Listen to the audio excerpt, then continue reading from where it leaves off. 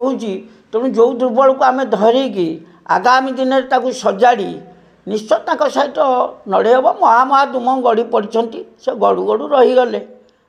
अर्थ नुहे जे कोड़ी गाई मंजी पड़ती लास्ट पर्यंत रे 29 हरिब्रह्मा। नमस्कार मु दिव्यज्योति विश्वाल। आज आम अच्छु 8 निर्वाचन मंडल कांग्रेस प्रार्थी सहित सुदर्शन साहू सहित इंटरव्यू नेबार मुख्य कारण 8 35 वर्ष है बीजेडी सरकार चली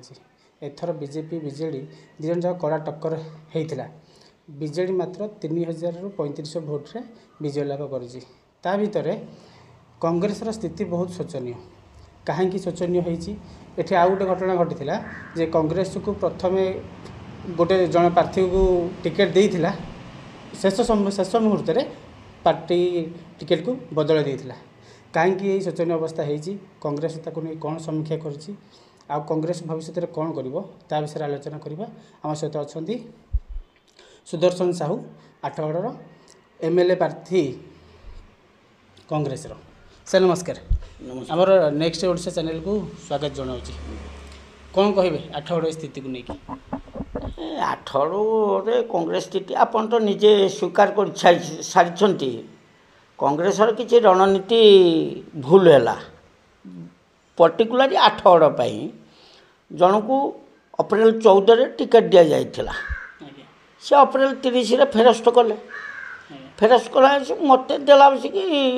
नॉमिनेशन शेष दिन मे 5 तारिख राति 7टार मु टिकट पाइली एटे दल नॉमिनेशन करके चिन्ह बंचब कि नहीं संध्या नाला एवं से स्वतंत्र गोटे षड्यंत्र होता ये आठगढ़ किभली एथक कांग्रेस टिकट न पाऊ एवं आम गोटे परिवर्तन सुओ छुट्टी थिला जोटा कि परिवर्तन में सब सामिल हे किसी भी विधायक सहित रहा कि परिवर्तन सुरे सामिल होते जद्वारा कि आम अंतिम समय कांग्रेस टिकट नहीं निर्वाचन को चिन्ह बंचेलु दल चिन्ह बंचला किंतु आमे ताकू नहीं आनी थोई पारि ना सेटा आमे स्वीकार करू निश्चय कहीं आम सहित संपूर्ण कांग्रेस रणनीति आम सहित सहयोग रहा ना। भारत वर्ष रे कांग्रेस स्थिति टी सुधुरी ओडिशा रे 7टा विधानसभा गोटे लोकसभा प्रार्थी नहीं एठी कांग्रेस कौन कले आगामी दिन में कांग्रेस भल स्थिति को आसो ना यहाँ सत्य प्रमाणित हो भारत आ मोदी लहर जो चलूला 14 और 19 आमर प्रिय नेता राहुल गांधी जो भारत जोड़ो यात्रा भारत न्याय यात्रा रे अनेक राज्य परिवर्तन सुआ आसी ओडिशार दक्षिण ओडिशार भल प्रभाव को पड़ी किंतु आमे एठारे किसी फलप्रद करिपारिना तेणु ओडिशार लोक विचार कर लोक विचार कर केवल एकमात्र दल सबुदिन रही कांग्रेस दल गोटे लोकों दल ये केते दल आसूची जीव तेणु कांग्रेस दलर आगामी दिन में कांग्रेस रणनीति आमे से कथा आलोचना पर्यालोचना समालोचना करी आमे प्रस्तुत हबू आगामी दिन में केमती कांग्रेस भल फलाफल कर बीजेडी प्रार्थी जी अच्छा 3000 रु 3500 भोट्रे जीति नरेंद्र प्रताप स्वाई तांको सहित केमती टक्कर देबे बोली आपको भाबुछंती आपण तांको नहीं कोन भाबुछंती नाय तांको सहित आमे कोन टक्कर दबु 8 थर विधायक से एठे पूरा 8 पानी पवन सहित जड़ित होइकी रहिछंती तांको विषय रे मु बेसी कहिबा तांकर अभिनय ठू आरंभ करके सबू विषय जनता बुझी सारी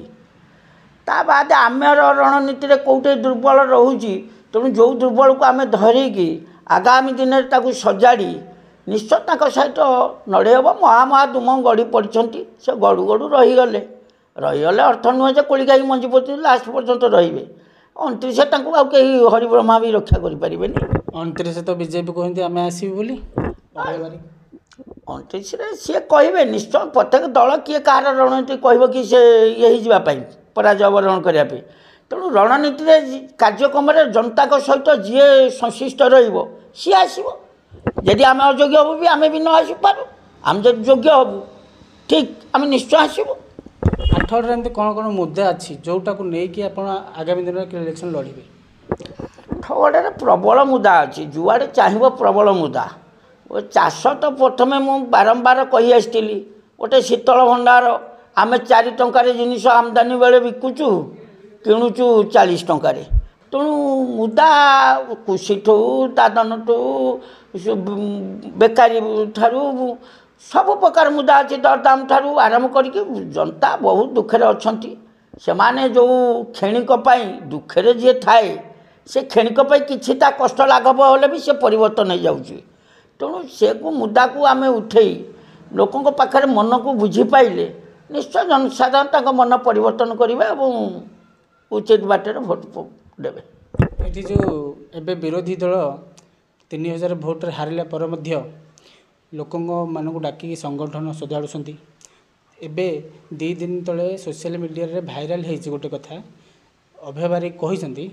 55 କୋଟି ଟଙ୍କା ଖର୍ଚ୍ଚ କରି ରାଜେଶ ସ୍ୱାଇଁ ମାତ୍ର 3000 ଭୋଟରେ ଜିତିଛନ୍ତି। ତାକୁ ନେଇ କ'ଣ କହିବେ?